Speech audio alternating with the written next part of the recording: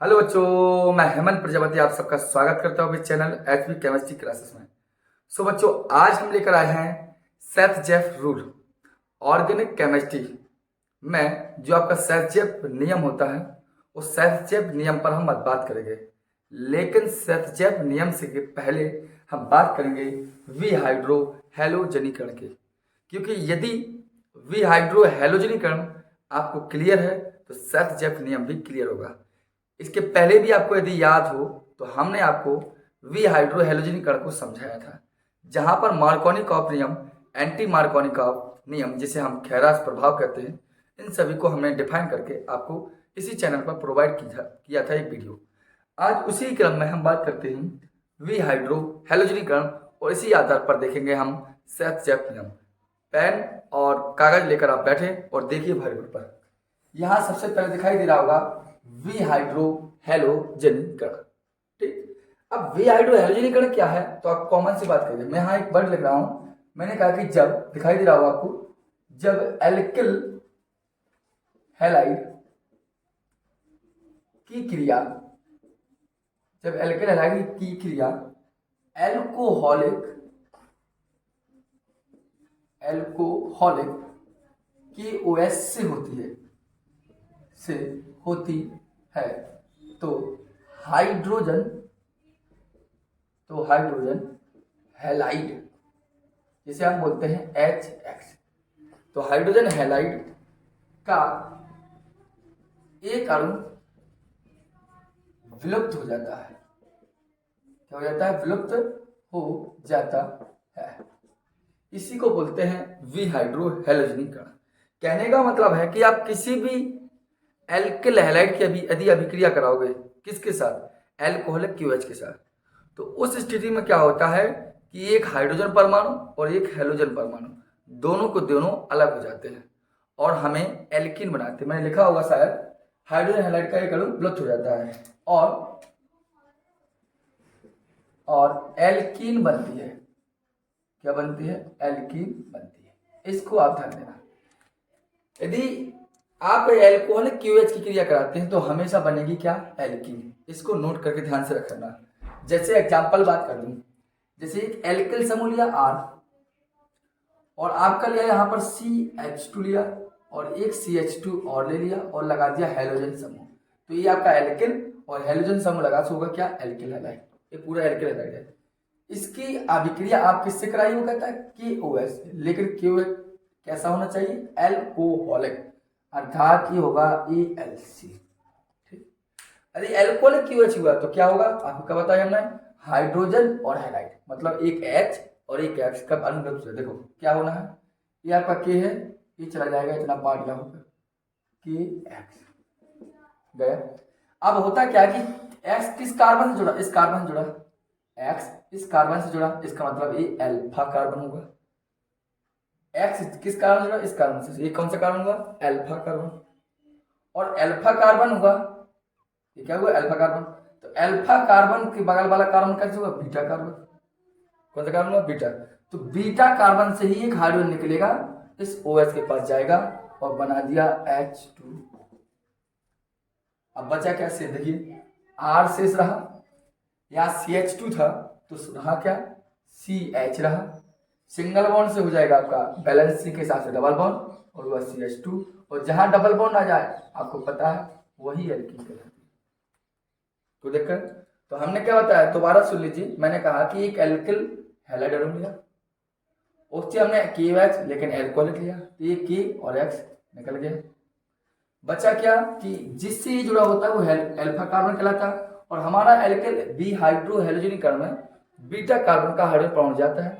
तो जब ये अल्फा हो गया तो इसका बगल वाला बीटा हो गया, तो बीटा का हाइड्रोजन परमाणु जाएगा OH, जो कुछ बचा हमने सेम रख दिया। यही तो कहा तुमने। देखो, जब एल्किल हैलाइड तो एल्किल हैलाइड की क्रिया एल्कोहलिक QH तो एल्कोहलिक QH से कराते हैं, तो हाइड्रोजन हैलाइड, देखो एक हैलाइड का और एक हाइड्रोजन का, एक हैलाइड का और एक हाइड्रोजन का, एक हैलाइड का और एक हाइड्रोजन, मतलब यहाँ से कहता है हैलाइड, यहाँ से क्या? हाइड्रोजन। तो क्या हाइड्रोजन हैलाइड का एक अणु क्या होता है? विलुप्त हो जाता है और क्या बनती है? एल्कीन। तो आपके सामने एल्कीन बनी। ये कहलाता है विहाइड्रो हैलोजनीकरण। एक कॉमन सी बात होता है। जैसे और ले लीजिए आप एग्जांपल, जैसे R की जगह पर हमने लिया CH3 ले लिया और CH2 वही रहा, सिंगल बॉन्ड CH2 लिया और हमने ले लिया यहाँ Br, ठीक। और इसकी क्रिया कराई KOH, जिसे हम बोलते हैं ALC, एल्कोहलिक रूप में कराई। होना क्या है, कुछ नहीं, ये किया जाएगा और ये Br, ये तो सबसे पहले होना ही है।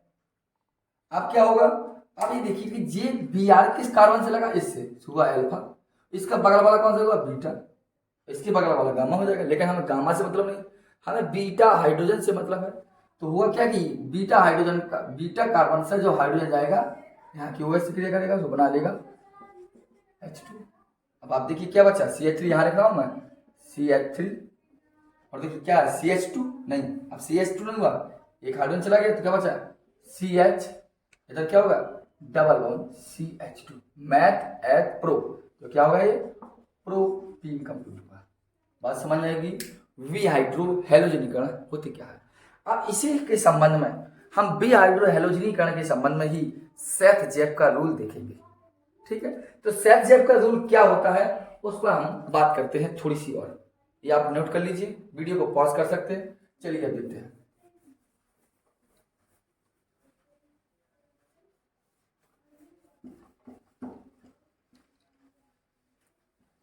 क्योंकि सेथ-जेफ नियम तभी आप बच्चों को समझ में आता है जब बी हाइड्रो हेलोजनीकरण को जानकारी हो। जैसे कि बात करें हमने हेडिंग डाली सेथ-जेफ नियम, हमने हेडिंग डाली आपके लिए सेथ-जेफ नियम क्या है। तो सेथ-जेफ नियम है क्या, तो मैं एक पहले लिखता हूं, एक कॉमन सी बात जानी। सेथ-जेफ नियम क्या होता है, जो आपकी देखो एल्केल हैलाइड है, एल्केल हैलाइड टर्शियरी भी होती है, सेकेंडरी भी होती है और प्राइमरी होती है। प्राइमरी होती है मैंने कहा, सेकेंडरी होती है और टर्शियरी होती है। एल्केल हैलाइड 3 टाइप की होती हैं, प्राइमरी, सेकेंडरी, टर्शियरी, प्राथमिक, द्वितीयक, तृतीयक।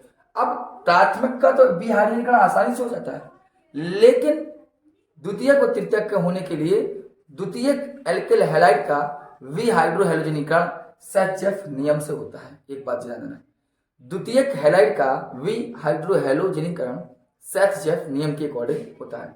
इसीलिए हमें सेथ-जेफ नियम पढ़ना है, यहाँ जानना है कि क्या होता है सेथ-जेफ नियम। तो आपको बता दें, तो मैं बताता हूं कि जब एल्केल हैलाइड का वी हाइड्रोजनीकरण एल्कोहलिक की वजह से होती तो वह एल्कीन अधिक मात्रा बनती है, जिसके असंतृप्त यौगिक में एल्केल समूह अधिक होते हैं। अर्थात मैं कहता हूं कि वह एल्कीन, ऐसा लिख देता हूं जिससे आपके परिभाषा क्लियर हो जाए। देखो एल्किल हैलाइड के वी हाइड्रो हेलोजनीकरण, दिखाई दे रहा होगा, एल्किल हैलाइड के वी हाइड्रो हेलोजनीकरण से वह एल्कीन अधिक मात्रा में बनती है। साथ में मैंने क्या कहा, एल्केल हैलाइड के वी हाइड्रोजनीकरण से वह एल्कीन अधिक मात्रा में बनती है। क्या होता है वह एल्कीन जिसमें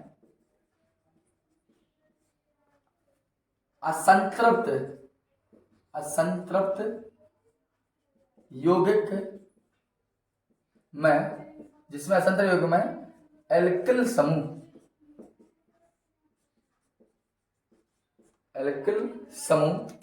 क्या हो, एल्किल समूह अधिक हो। इतनी समझ में बात। मैंने क्या कहा कि किसी भी एल्केल हैलाइड का हम बी हाइड्रो हेलोजनीकरण कराएंगे तो वह एल्कीन अधिक मात्रा बनती है जिसमें असंतृप्त यौगिक में एल्केल समूह अधिक हो। या ऐसा कहते हैं कि जिस यौगिक में बीचों बीच डबल बॉन्ड आ जाए वही अधिक मात्रा में एल्कीन बनती है। ठीक है, ध्यान देना। दोबारा बात करता हूं कि अब एल्केल हैलाइड की भी, जैसे हमने एक कंपाउंड लिया, ये लिखा CH3, ये लिखा CH2 और ये लिया CH और यहां लगा दिया Br और लगा दिया CH2, सेट लाइन कराई CH3, ये कहलाई हमारी द्वितीयक एल्केल हैलाइड। ठीक, इसकी क्रिया करा दी KOH, लेकिन KOH कैसे होना चाहिए, एल्कोहलिक। जी आपका द्वितीयक है एल्किल हैलाइड है और एल्कोहलिक क्यूएच है। इसकी अभिक्रिया हम इससे कराते हैं। तो हमने यही बात यहाँ लिखी कि एल्किल हैलाइड की वी हाइड्रोहेलोजन कण, तो आपका एक एल्किल हैलाइड है, लेकिन जे एल्किल हैलाइड जो आपका है वो द्वितीयक है। तो इसकी यदि आप क्रिया कराएंगे फिर क्या वही होगी, ये आपका के और ये आपका बी आर, के बी आर हो जाएगा। अब हमने क्या कहा था, बी आर या सी एल या एफ जिस कार्बन से लगा हो, तो बी आर किस कार्बन से लगा, इस कार्बन से, तो ये कार्बन होगा अल्फा। ये कार्बन क्या होगा आपका, ये कार्बन का लगा आपका अल्फा। ठीक, तो आपका अल्फा कार्बन है। अब हमें बात किससे होती है, बीटा। तो बीटा यह भी है हमारा और बीटा हमारा यह भी है। बीटा कार्बन हमारा यह भी है और बीटा कार्बन हमारा यह भी है। अब दोनों बीटा कार्बन है तो हम कहीं से भी एक हाइड्रोजन परमाणु, सपोज दैट हमने पहले हाइड्रोजन परमाणु यहां से निकाला,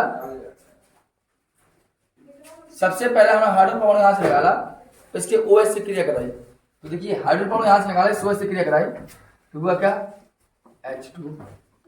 तो पोजीशन कैसी आएगी आप देखिए, यहाँ आएगा CH3 सिंगल बॉन्ड CH2 था ही, और ये CH है तो CH। अब ये बॉन्डिंग क्या होगी, यहाँ कह सकते हैं था डबल बॉन्ड CH2 जाएगी। और यदि बीटा कार्बन हमने इसको ना मान के, यदि बीटा कार्बन हमने इसको माना होता तो पोजीशन क्या हो जाती, तो पोजीशन क्या होती, यहां से हाइड्रोजन निकलता, यहां क्रिया करता तो कैसा हो जाता, देखो CH3 सिंगल बॉन्ड ये CH हो जाता और यहां हो जाती डबल बॉन्ड फिर CH और सिंगल बॉन्ड CH3। तो यही आप ये कहलाते हैं कि जब द्वितीयक हैलाइड में दो बीटा कार्बन होने के कारण ऐसी स्थिति बनती है कि दो एल्कीन बनती हैं। यहां भी डबल बॉन्ड है, अच्छा ये भी एल्कीन है, यहां भी डबल बॉन्ड है, ये भी एल्कीन है। आप देखो क्या कार्बन है, 1 2 3 4, 4 कार्बन का मतलब हो गया क्या, ब्यूट, और लगा क्या है डबल बॉन्ड, इसका मतलब हुआ क्या, ईन, हो गया ब्यूटीन। अब यहीं से कार्बन की काउंट होगी तो कार्बन यही फर्स्ट कहलाया अपना, और ये फर्स्ट कहलाया तो यहीं से काउंट करें तो ये करेगा ब्यूटीन 1, और यहां से काउंट करें तो 1 2 3 4, चाहे 1 2 3 4, दूसरे नंबर पर पढ़ना तो यहाँ होगा ये भी ब्यूटीन है, लेकिन कैसे पोजीशन है दूसरे पे, तो ये ब्यूटीन 2। लेकिन सेज़ियफ रूल क्या कहता है कि एल्किल हैलाइड के, तो आपका ये पूरा का पूरा क्या कंपाउंड है, एल्किल है, और ये हैलोजन समूह से एल्किल हैलाइड कि वी हाइड्रो हैलोजनीकरण, मतलब वी हाइड्रोजन का मतलब होता है एल्कोहलिक क्यूएच से क्रिया। तो वह एल्किल मात्रा बनती है जिसमें असंतृप्त युग्म में एल्किल समूह, देखो तो ये भी असंतृप्त है क्योंकि डबल बॉन्ड है, यह भी असंतृप्त है क्योंकि डबल बॉन्ड है। तो देखो इसमें एल्किल समूह कितने का है, एक एल्किल समूह यह है, एक एल्किल समूह है, और यहाँ पर केवल एक ही एल्किल समूह है। तो यहाँ पर एल्किल समूह की संख्या ज्यादा है, इसलिए सेज़ियफ कहता है यह 80% बनती है और सेज़ियफ कहता है यह 20% बनती है। ये प्रैक्टिकली प्रमाणित है कि यह 80% बनती है और 20%, क्योंकि देखो ये असंतुलित होगा तो यहाँ भी एल्किल समूह CH3 है, यहाँ एल्किल समूह CH3CH है, तो दो एल्किल समूह यहाँ, और यहाँ केवल एक एल्किल समूह CH2CH3, मतलब केवल यहाँ से, क्योंकि जहां डबल बॉन्ड होगा वहीं से हम ये ध्यान देंगे कि एल्किल समूह कहता है। तो 20% ही बनती है और 80% ही बनती है, ये हमारा कहलाता है सेज़ियफ रूल। तो आप हमेशा ध्यान देना, बी हाइड्रो हैलोजनीकरण अभिक्रिया जब तक याद क्लियर नहीं होगी, जब तक सेज़ियफ नियम क्लियर नहीं होगा, क्योंकि हमने आपको इसलिए पहले बी हाइड्रो हैलोजनीकरण को समझाया, इसके बाद सेज़ियफ नियम की बात की। तो सेज़ियफ नियम हो चाहे बी हाइड्रो, दोनों अभिक्रियाओं को आप कंसंट्रेट भाव से एक बार पढ़ेंगे। यदि आपको नहीं बनेगा या किसी प्रकार की कोई प्रॉब्लम होगी तो आप हमें कमेंट बॉक्स में कमेंट कर दें, जिससे नेक्स्ट वीडियो हम इसी पर कई एग्जाम्पल लेकर हम आपके सामने उपस्थित हो सके। तो धन्यवाद।